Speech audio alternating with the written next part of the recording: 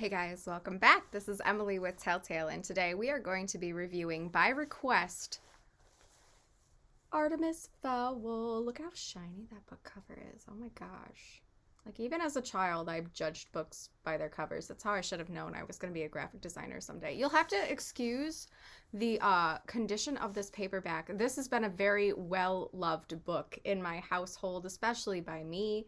I have reread this multiple times, so it's not in the best condition. Paperback was the original book that was purchased for me and my brothers, and of course now I have inherited it and worn the ever-loving shit out of it.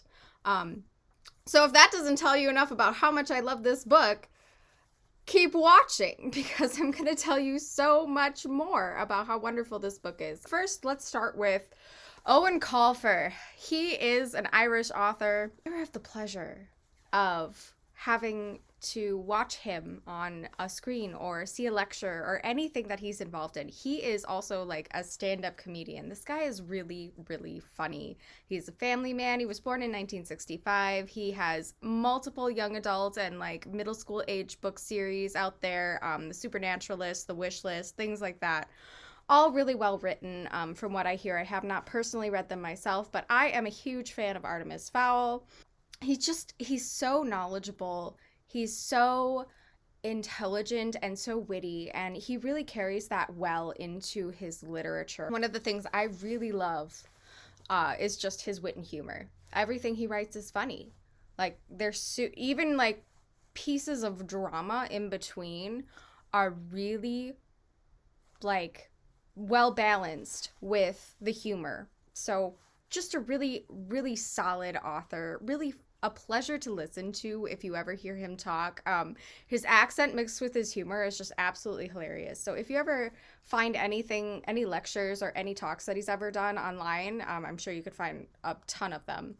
Definitely give them a listen. He's still writing, he's still doing stuff, and I'm actually going to put a link to his about from his personal website in the what's it called? The comments section, I guess. So you guys can go and like look up what he's said and done, because this guy's been everywhere. Like, he's lived everywhere, he's worked everywhere, he has written some really great pieces of literature, he has a really cool childhood. His dad was like an artist historian and like elementary school teacher, and his mom was a drama teacher. So he grew up in kind of that entertainment, public speaking, very creative atmosphere at home.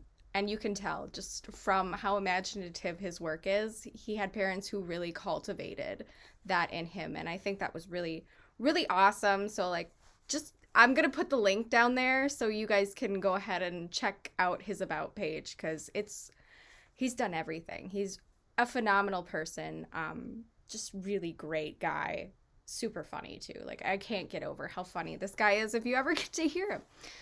Anyway, Artemis Fowl is a fantastic piece of literature. One of the things I love about it is it's not just well written.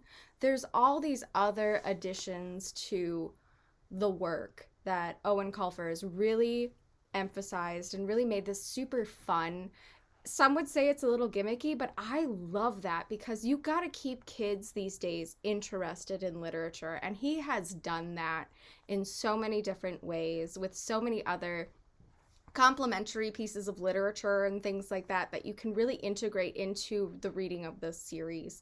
And I'll talk a little bit more about that in a minute, but we're going to talk about the premise of Artemis Fowl. Artemis Fowl is a genius, criminal mastermind, and a millionaire, and I believe he's 10 years old. So he discovers the existence of fairies, and so he starts, finding them, stealing them, kidnapping them temporarily, and, trying to find all of their secrets, including stealing their secret fairy book, which this book cover is actually based off of. It's like their holy book, basically. And so the LEP Recon, Leprechaun, I love that. That's a great play on words. That's like the little puns and stuff he throws in there is so cute. The LEP Recon has decided they're going to start investigating Artemis Fowl.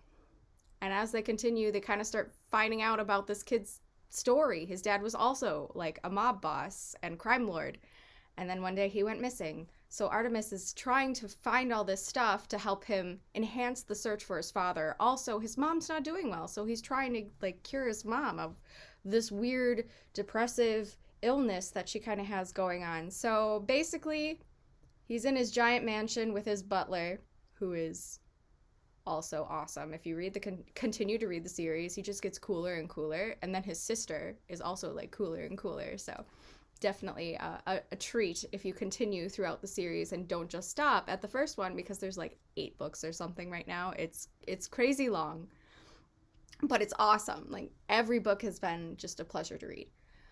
But yeah, so he's in his mansion and the fairies are surrounding him and trying to get in and trying to stop him from, you know, all the criminal things he's trying to do. Mainly, he's trying to expose the fairy world to humans.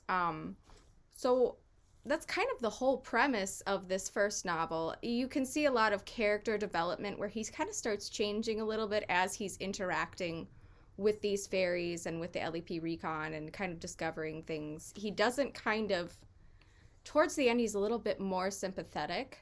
Of course, they warn you against that because he's a criminal mastermind. He's probably up to no good no matter what he does.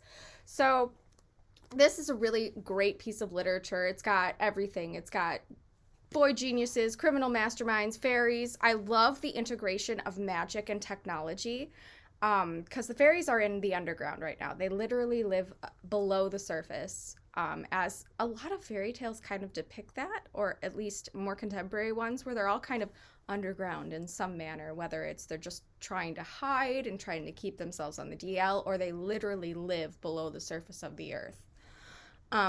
Artemis Fowl does a really great job of kind of integrating that with also modern technology, integrating magic and technology. You've got really cool techie characters like Foley, who is a centaur, who is the IT guy of the LEP Recon.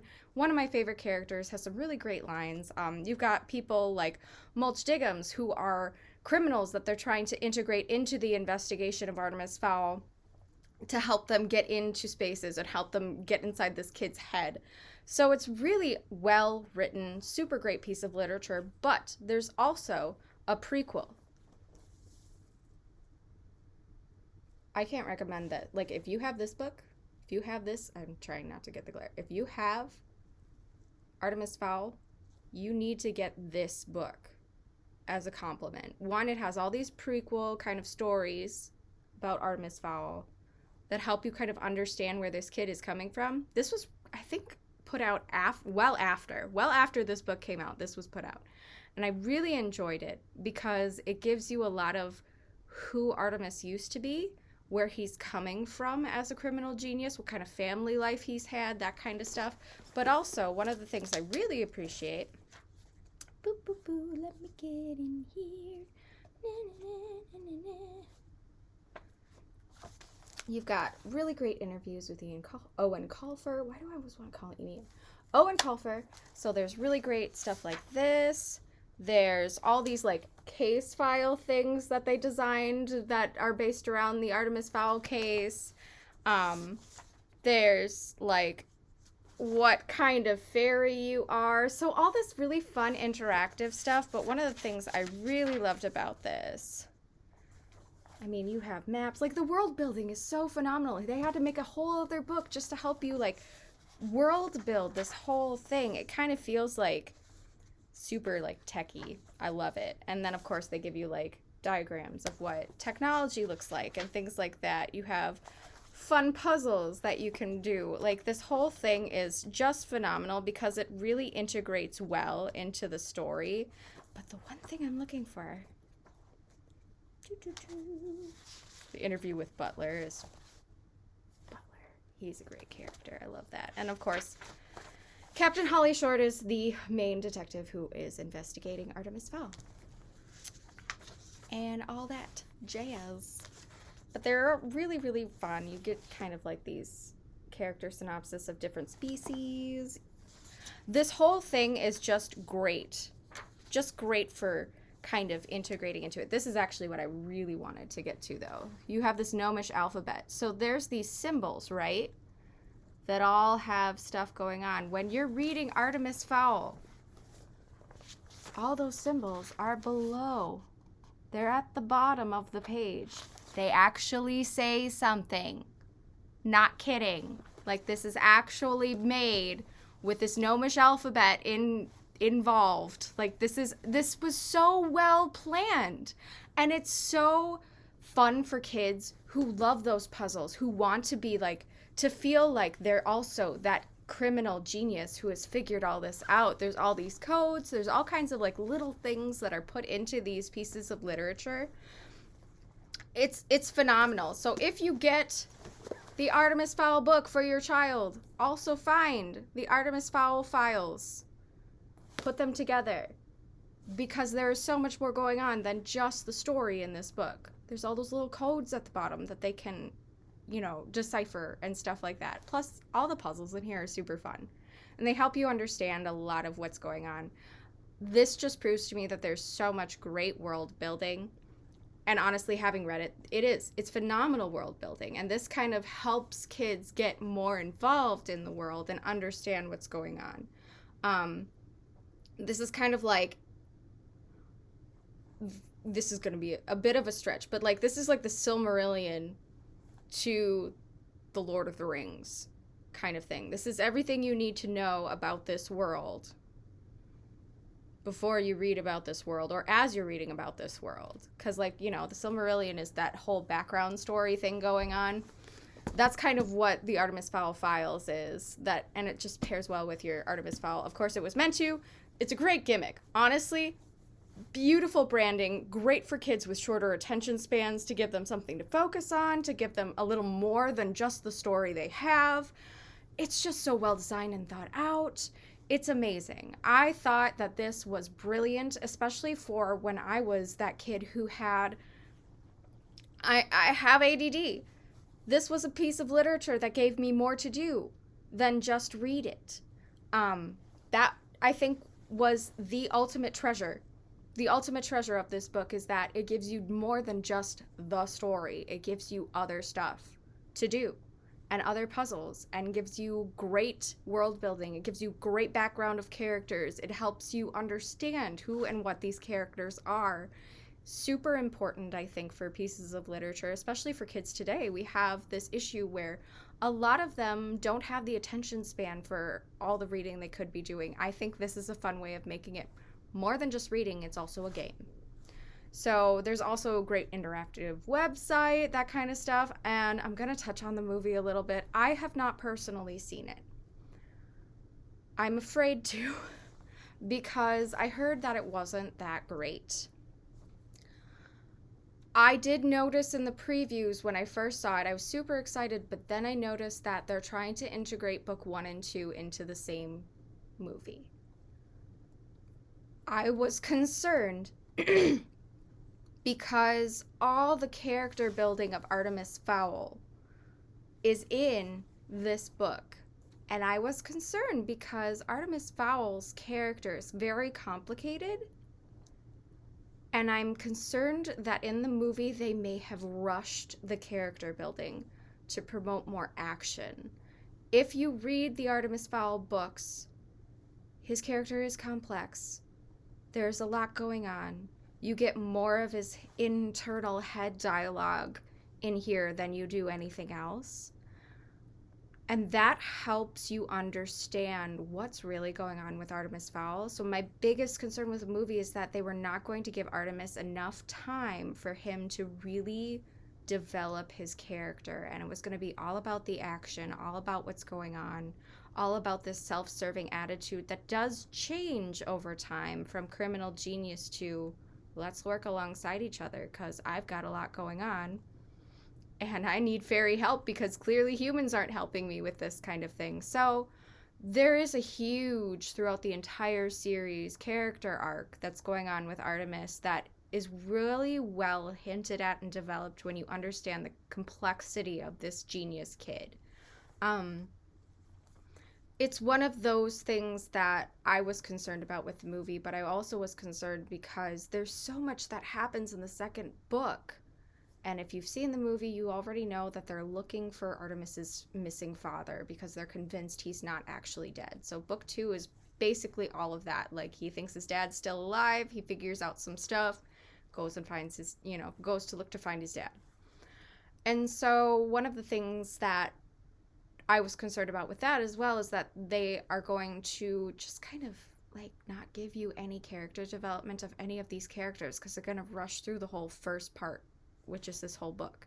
This whole book is dedicated to developing who Artemis is, who these characters are, how they interact with one another, how they kind of, manipulate each other, but also build some trust there. All these really complex things that wouldn't make sense if you rushed it. And then you go into the second book where now they're suddenly working together? What?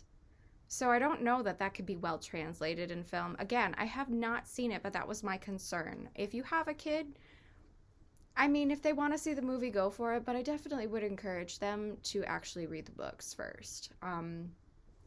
Just not super sold on how they decided to do the movie. Still haven't seen it yet, though, so I might be surprised. A lot of the time, critics really hate something, and I absolutely love it.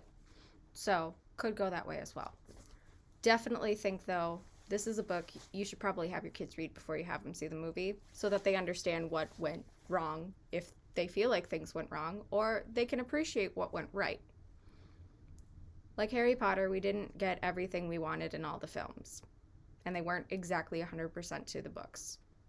They did the same thing with Artemis Fowl, but I think they rushed a lot of stuff. So today I feel like that's a huge issue in movies, is that they're focusing so much on building the visuals and building the action. They don't build the characters. And I think that's what makes these particular characters so appealing, especially Artemis. Complex kid genius. Like, do you know how hard it is to be 10 and smarter than everyone? Like, that's a huge burden that this kid has. And they describe it so well in this book about how he's trying to develop this. Basically, he's an adult in a kid's body, trying to live in an adult world, because that's the only thing closest to what he understands, because he is so smart. So there's a lot of complexity that goes on in this story because of just that character alone. So these characters are super memorable, and I feel like my biggest concern when people make things into movies is that they're not going to be memorable anymore. They're just going to be static or perpetuators of the storyline towards the action and the visuals and nothing else. So my big concern is when you start doing things like this in movies and basing them off books, you start making really cardboard characters. And I think that was one of the flaws, or one of the concerns I have with the movie. So definitely have your kids read the book first. And that's all I have to say. This is on my top tales list. I love it. The line that's blurred between technology and magic is fantastic. The character building is amazing. The world building is amazing. All the complimentary extra fun stuff you get from the Artemis Fowl he did that on purpose. The Artemis Fowl files. You made that hard to say on purpose, Eoin Colfer. You sneaky bastard. He's hilarious, though. Not surprised. Definitely recommend this. Definitely recommend this. Your kids will love it. You'll love it. My parents love these books. My parents were one of those people who were like, oh, we want to be able to relate to our kids, so we're going to read all the same things they're reading. And they love this series. So it's great for kids and adults. I can't say anything more because it's wonderful. So thank you guys for checking in. Let me know what you thought of the movie especially. Oh my goodness, I haven't seen it yet. I really want to see it just to know if I hate it or love it, and to be able to really analyze why. I probably will do a separate video after I do see the movie, just so we can talk about that, because I think that's super important, is to be able to compare and contrast the movie versus the book. We need to be able to have that open dialogue so that the creators of these things know what the readers are looking for, and the authors know what the readers are looking for and what people love about their literature. So talk to me about that. If you've seen it and you had things you didn't like, let me know. If you had things you loved about the movie, let me know. If you love this series as much as I do, let me know. And why? Tell me which in the series is your favorite book. I kind of like the Opal Deception myself. So yeah, hit me up with all that. There's a lot to talk about with Artemis Fowl. It's a wonderful collection of work. Like, comment, subscribe, and I will see you next time. Peace out, guys.